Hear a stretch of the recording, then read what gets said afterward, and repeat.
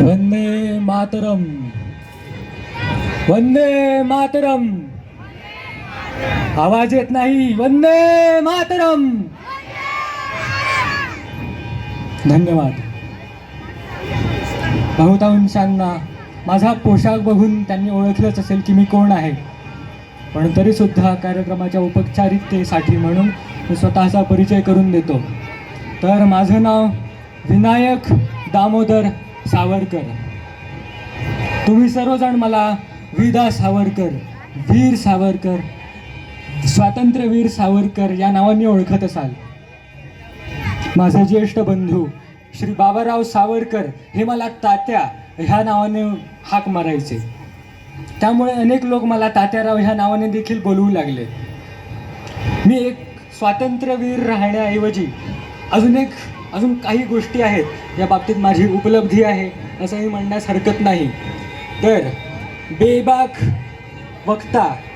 वक्ता म्हणून कधी आपल्या तत्वांवर आणि कधी आपल्या कुठल्याही गोष्टीवर तडजोड न करणारा म्हणून मी विनायक दामोदर सावरकर माझ्या कृतीतून, माझ्या स्मृतीतून, माझ्या वाचेतून आणि माझ्या लेखणीतूनही भारत मातेसाठी, आपल्या मायभूमीसाठी मी कायम माझ्या सेवेसाठी माझं आयुष्य झोकून दिलं आहे. असा मी स्वातंत्र्यवीर सावरकर. त्यानंतर साहित्यप्रेमीसुद्धा. अनेक कविता, अनेक लेख देखील मी लिहिले. अनेक गोष्टींचा मी बलिदान, अनेक गोष्टींचा योगदान मी या देशासाठी दिला. तो मी विनायक दामोदर सावरकर. तुम्हाला प्रश्न पडला असेल की हे देशप्रेम खूप आधीपासूनच किंवा लहानपणीपासूनच माझ्यात आहे का? तर हो, अगदी बरोबर. खूप लहानपणापासूनच देशप्रेम हे माझ्या मनात भरलेलं होतं. तुमच्या आधुनिक काळातले एक तुमचे पूर्व पंतप्रधान होऊन गेले, जे सुद्धा स्वतः खूप मोठे निष्ठावंत देशभक्त होते, पूजनीय श्री अटल बिहारी वाजपेयीजी. तर त्यांच्या वाक्यात त्यांनी माझ्याबद्दल एक वर्णन केलं होतं, माझं एक वर्णन केलं होतं. तर मी ते तुम्हा सर्वांसमोर सांगू इच्छितो. सावरकर जी भले ही पुनर्जन्म में मानते नहीं थे, परंतु उनके किसी पुनर्जन्म का ही यह संचित पुण्य है जिसके कारण इनके मन में इतना सारा देश प्रेम इतनी छोटी उम्र से ही भरा पड़ा था. ये वो विनायक दामोदर सावरकर थे. कदाचित त्यांचं म्हणणं बरोबरही होतं, कारण अगदी लहानपणीच मी आमच्या घराच्या देवीसमोर प्रतिज्ञा घेतली होती की शत्रूस मारता मारता मारे तोच होऊन जाईन. आणि मी माझ्या शब्दांवर खरा ठरलो, याचा मला आनंद आहे. लहानपणी वक्तृत्व स्पर्धांमध्ये भाग घेणे आणि तिथे भारत मातेबद्दल गोष्टी करणे, व्याख्यानं करणे आणि भाषणं करणे. त्यानंतर महाविद्यालयीन जीवनामध्ये आल्यानंतर फर्ग्युसन कॉलेजमध्ये माझं ॲडमिशन झालं. तिथे माझा दाखला झाला. तिथे मी माझं पदव्युत्तर शिक्षण प्राप्त केले. तिथे आल्यानंतर मी आपल्या आराध्य दैवत छत्रपती शिवाजी महाराजांसाठी जय देव जय देव जय जय शिवराया, जय जय शिवराया, या नन्य शरणार्या ताराया, जय देव जय देव जय जय शिवराया. ही अशी आरती सुद्धा आपल्या छत्रपती शिवाजी महाराजांसाठी मी रचली. त्यानंतर आपल्या मायभूमीसाठी अनेक कविता सुद्धा रचल्या. त्यातली एक कविता म्हणजे जयोस्तु ते श्री महन्मंगले शिवास्पदे शुभदे स्वतंत्रते भगवती माहं यशोयुतां वंदे राष्ट्राचे चैतन्य मूर्त तू नीती संपदांची, राष्ट्राचे चैतन्य मूर्त तू नीती संपदांची. स्वतंत्रते भगवती श्रीमती राणी तू त्यांची, परवशतेच्यात मात तुझी आकाशी होशी. स्वतंत्रते भगवती स्वतंत्रते भगवती चांदणी चम चम लख लखशी वंदे त्वामहं यशोयुतां वंदे यशोयुतां वंदे. अशा अनेक आपल्या भारत मातेसाठी मी गीतसुद्धा रचले, काव्यसुद्धा रचले. ब्रिटिश साम्राज्याविरुद्ध बंड पुकारण्यासाठी म्हणून विदेशी कापडांची होळिकासुद्धा पेटवण्यात आली, कारण त्यांना समजायला पाहिजे होतं की आम्ही भारतीय आता शांत राहणार नाही, त्यांच्याविरुद्ध आम्ही नक्कीच काही ना काहीतरी करू. त्यानंतर आपल्या माननीय बाळ गंगाधर लोकमान्य टिळक यांच्या निर्देशनानुसार मी जसं नाशकात मित्र मेळावा याची मी सुरुवात केली होती, या संघटनेची मी सुरुवात केली होती, तसेच मी पुण्याच्या महाविद्यालयात फर्ग्युसन महाविद्यालयात सुद्धा मित्रमेळाव्याची मी सुरुवात केली. तिथे सर्व क्रांतिकारकांना, सर्व माझ्या मित्रांना मी प्रशिक्षण प्रदान केले की कशी मायभूमीची रक्षा तुम्ही करू शकता. त्यानंतर पदव्युत्तर शिक्षण प्राप्त करण्यासाठी मला आणि इंग्रजी कायदा शिकण्यासाठी म्हणून मला लंडनला जायचे होते. त्यासाठी शिष्यवृत्तीची गरज होती आणि ती मदत माझी बाळ गंगाधर टिळक आणि माझ्या सासरे बुवांनी केली. त्या जोरावर मी लंडनला गेलो. लंडनला जाताच तिकडे देशभक्तीची दावाग्नी पेटवली. तिथे भारत भवनात गेलो. भारत भवनात अनेक क्रांतिकारी जसे सेनापती बापट, श्यामजी कृष्ण वर्मा, भिकाजी कामा, त्यानंतर मदनलाल धिंगरा यासारखे अनेक महात्मे सुद्धा तिथे उपस्थित होते. त्यांच्या सानिध्यात त्यांच्यासह मी अनेक योजना बनवल्या आणि इंग्रजांविरुद्ध कसा आपण बंड पुकारायचा, कसा स्वातंत्र्य मिळवायचा, या सर्वाच्या योजना सुद्धा मी तिथे केल्या. अशाच विविध कामातून, विविध कर्मातून मी माझं पूर्ण आयुष्य देशभक्तीसाठी झोकावून दिले.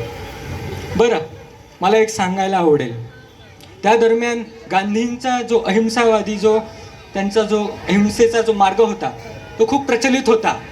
आणि सर्वांनाही मी सांगेन की प्रत्येकजण आपापल्या जागी तो व्यवस्थित होता आणि प्रत्येकाचा ध्येय हाच होता की भारत मातेला स्वातंत्र्य मिळायला पाहिजे. त्यामुळे कोणी जास्त किंवा कोणी नीच आहे यात आपण तुलना नाही केली पाहिजे. त्यामुळे गांधींचं सुद्धा योगदान तितकंच महत्त्वाचं आहे जितकं माझ्यासारखा जहाल क्रांतिकारकांचं आहे. तर त्या दरम्यान सशस्त्र क्रांती कशी घडवायची या विविध कल्पनांना जन्म देण्याकरता म्हणून आम्ही एका कल्पनेला जन्म दिला. त्यातली एक कल्पना म्हणजे, जेव्हा मी लंडनला शिकत होतो त्याच दरम्यान रूसी क्रांतिकारी लेनिन ते सुद्धा लंडनमध्ये त्यांचा अभ्यास करत होते. त्यांच्याकडून बॉम्ब बनवण्याचा विधी, बॉम्ब बनवण्याची प्रक्रिया कशी असते ही शिकून त्याचे आम्ही मॅन्युअल तयार केले आणि ते भारतात पाठवले, जेणेकरून सामान्य नागरिकसुद्धा बॉम्ब तयार करून इंग्रजांवर हल्ला करू शकेल आणि त्याची शक्ती दाखवू शकेल. त्यानंतर आम्ही विविध कादंबऱ्यांमध्ये, विविध पुस्तकांमध्ये सुद्धा बंदुकी लपवल्या आणि त्या बंदुकीसुद्धा भारतात पाठवल्या. बघा, आता पुढे मी सांगतो की इंग्रजांची भीती बघा माझ्याबद्दलची. तर 1857चे स्वातंत्र्य समर हे पुस्तक सर्वांना माहितीच असेल. तर या पुस्तकाबद्दल एक तुम्हाला सांगायला आवडेल.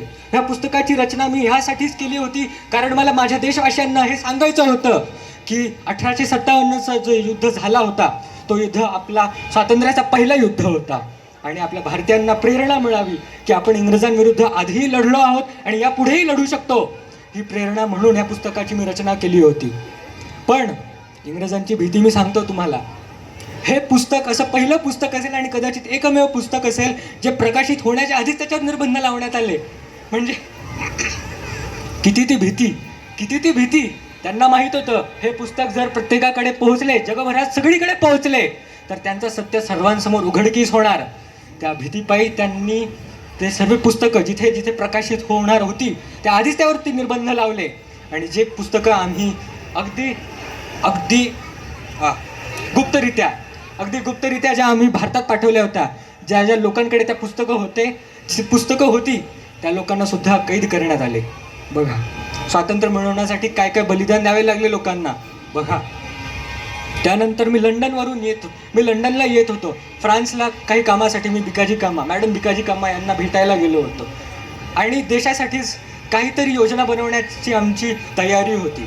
पण अस्वस्थ असल्यामुळे म्हणून मी पुन्हा लंडनला परतत होतो. पण तेव्हाच तत्क्षणी इंग्रज सैनिक दारावर आले आणि त्यांनी मला कैद केले. त्यांनी कैद करून मला नेले. न्यायालयात मला तिकडे उपस्थित करण्यात आले. मी पेशाने बॅरिस्टर, त्यामुळे मी स्वतःचं संरक्षण आणि स्वतःची बाजू स्वतः मांडण्यास अतिशय समर्थ होतो. पण तरीसुद्धा माझी बाजू कोणी घेतली नाही. आणि माझा पराजय झाला. माझा पराजय झाल्यानंतर हा संदेश जारी करण्यात आला की आता मला भारतात पुन्हा नेण्यात येईल. बरं, याचा तोटा हा होता की जर मी इंग्रजी भूमीवर जर असतो तर तिकडे त्या कायद्याला लढून सुद्धा मला सुटका झाली असती. पण भारतात तिकडे इंग्रजांचं राज्य होतं आणि मला बंधित करण्यासाठी तिकडे तसेही कट रचले जात होते. त्यामुळे मला भारतात नेण्याचा कट इंग्रजांनी रचला. बरं, जलमार्गे शिपवरून मला नेण्यात येत होते.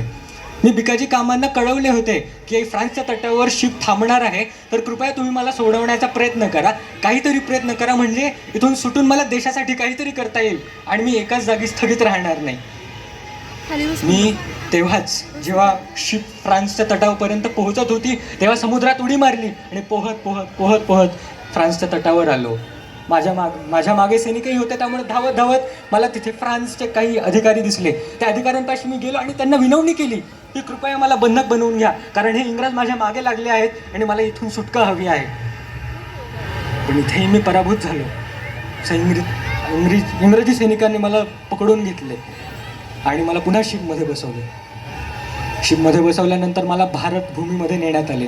भारत भूमीमध्ये नेल्यानंतर माझी भेट झाली यमुनाबाई म्हणजेच माझ्या अर्धांगिनी आणि नारायणराव सावरकर म्हणजेच माझे धाकटे बंधू.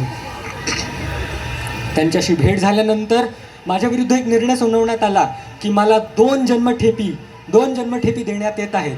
बरं, जन्मठेपी म्हणजे काय? तर जन्मठेप म्हणजे तुम्हाला एक जन्मठेप म्हणजे 25 वर्ष काळे पाणी, 25 वर्षे. आणि माझी भीती एवढी होती इंग्रजांना की त्यांनी मला 2 जन्मठेपी दिल्या, कारण त्यांना माहीत होतं जर हा स्वातंत्र्यवीर सावरकर मोकळपणे एकदम रिकामीपणे जर वावरत असेल तर मग त्याच्यापासून आमच्या साम्राज्याला धोका आहे. त्यामुळे 2 जन्मठेपी मला सुनावण्यात आल्या. काळे पाणी ते अंदमान, अतिशय अमानवीय आणि अतिशय वाईट परिस्थिती तिकडे. बरं, तुम्हाला सांगायला मला आवडेल की ब्रिटिशांसाठी आपण सगळे स्वातंत्र्यवीर आणि क्रांतिकारी जे होतो ते आपण त्यांच्यासाठी एक दहशतवादीच होतो, कारण आपण त्यांच्या विरुद्ध जे काही असेल ते बोलत होतो. त्यामुळे त्यांच्यासाठी आपण दहशतवादी होतो. आणि जे कोणी त्यांच्या विरुद्ध बंड पुकारायचे, जे कोणी त्यांच्या विरुद्ध कट रचायचे, त्यांना काळे पाणीची शिक्षा दिली जायची. तिकडे कोल्हू चालवणे, त्यानंतर तिकडे तेल काढणे, पाहून तेल काढणे, या सगळ्यामध्ये इतका त्रास व्हायचा की त्यामुळे अख्खं शरीर जीर्ण होऊन जायचं. पण तरीसुद्धा दंड देण्यात यायचा आणि त्या सर्व कैद्यांना त्रास व्हायचा. 11 वर्षे काळे पाणी, 3 वर्षे तटावर बंदी, त्यानंतर 13 वर्ष अजून नजरकैद करण्यात आली. पण त्या नजरकैदीत सुद्धा मी माझे काम थांबवले नाही. आपल्या कथित अस्पृश्य वर्गासाठी म्हणून मी बरीच कामं केली. त्यांच्या प्रोत्साहनासाठी, त्यांच्या प्रबोधनासाठी म्हणून मी अनेक कार्य केली. पतित पावन मंदिर बांधले, त्यानंतर सर्वांचे उपनयन सुद्धा केले आणि माझे विज्ञाननिष्ठ विचारसुद्धा मी सर्वांपर्यंत पोहोचवण्याचा प्रयत्न केला. पण मला एक प्रश्न पडतो, ही भारतभूमी जिथे इतक्या विविधतांमध्ये आपण नांदतो, तिकडे म्हणजे जिथे अगदी पावसाला, आकाशाला, सूर्याला आणि चंद्राला देखील देवतुल्य किंबहुना देवासारखेच मानले जाते, तिकडे आपल्या माणसांमध्येच का बरं इतका वैर, का बरं ही शत्रुता?